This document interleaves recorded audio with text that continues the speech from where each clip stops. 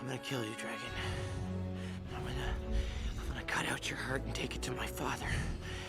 I'm a Viking. I am a Viking!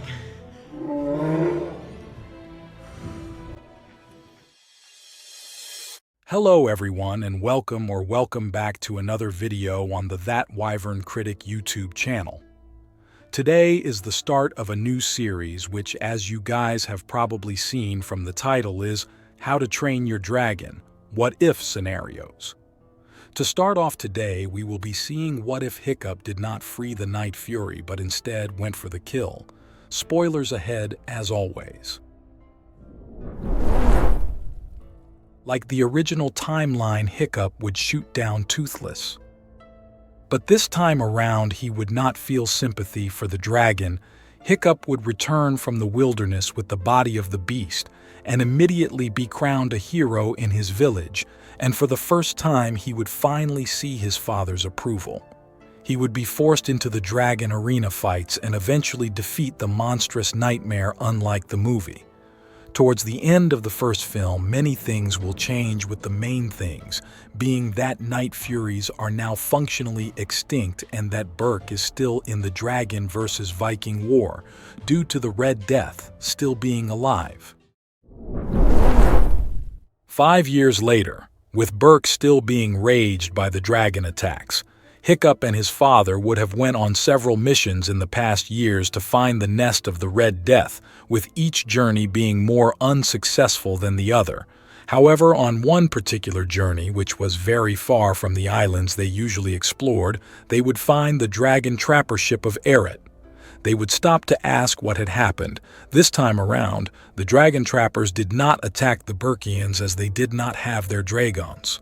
After hearing the stories of how their fort had been reduced to splinters and ice spikes, Hiccup thinks that whatever caused this ice is the cause of the dragon attacks on Berk. However, Stoic immediately becomes hostile towards the trappers after seeing the insignia of the Northern Alliance and tracing it back to Drago Bloodfist.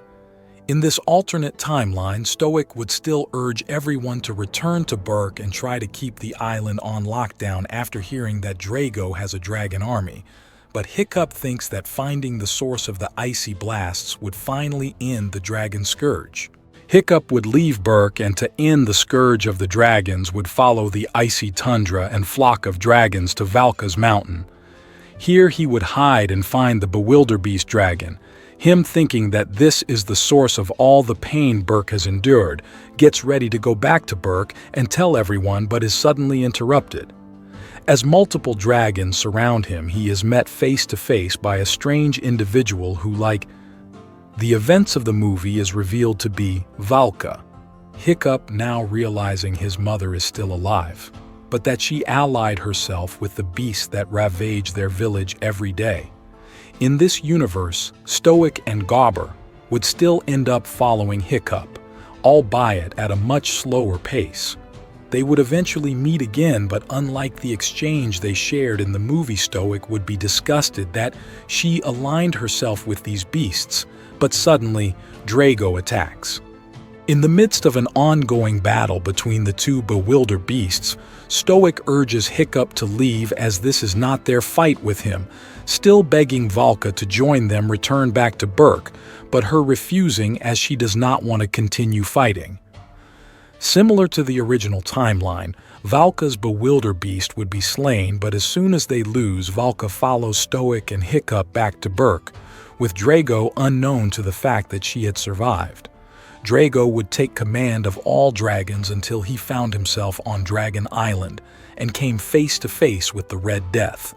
It would be a fierce battle, but due to the wounds from Valka's bewilderbeast, the Red Death would reign victorious and Drago would be forced to seek shelter in the nearest island. Berk. A year after the defeat of Drago's bewilderbeast, Drago would have been imprisoned at Berk for the death and enslavement of several other Viking tribes, due to the fact Berk was very far away and that he had no means of communication. He was stuck. Hiccup had grown to talk to him when his father wasn't around, as he knew what it meant to lose everything to the dragon scourge they faced. Valka, whom now had returned to Berk, was kept a secret, and almost never let. To leave the house as Stoic feared for her safety from any dragon she would try to rescue or any Viking who heard of her ways. One particular night, Hiccup talked to Drago on how he was the only one who had ever taken down a Night Fury. Drago chuckled to himself, stating that there was someone Hiccup had to meet. Realizing there was someone as skilled and smart as him out there, and that after all these years he truly was not interested of the simple life on Berk, he decided to free Drago on the condition that he could meet the Night Fury killer. After several days, they would eventually dock at the warlord's outpost. They were all surprised after thinking Drago had died after his defeat a year ago. They were also surprised to see such a frail boy standing beside him. Drago instead ignored their remarks and gave Hiccup a map on a table, which led to a temporary base Grimmel often used. Before leaving, Drago told him that he was destined for more and gave him an invitation to join him, but Hiccup said he had to think about it. Hiccup docked at the old abandoned dragon trapper fort. As soon as he stepped foot at the entrance, several strange roars of dragons he had never even heard from echoed throughout the hallways of the fort. Hiccup stood there waiting, and from out the doors Grimmel walked out. He asked what he was doing here and if the Alliance had sent him, but was even more confused when he saw the Berk crest. Grimmel instructed his death grippers to get rid of him, but he instantly stopped when he recognized the type of leather the boy was wearing, Night Fury hide. He was instantly intrigued.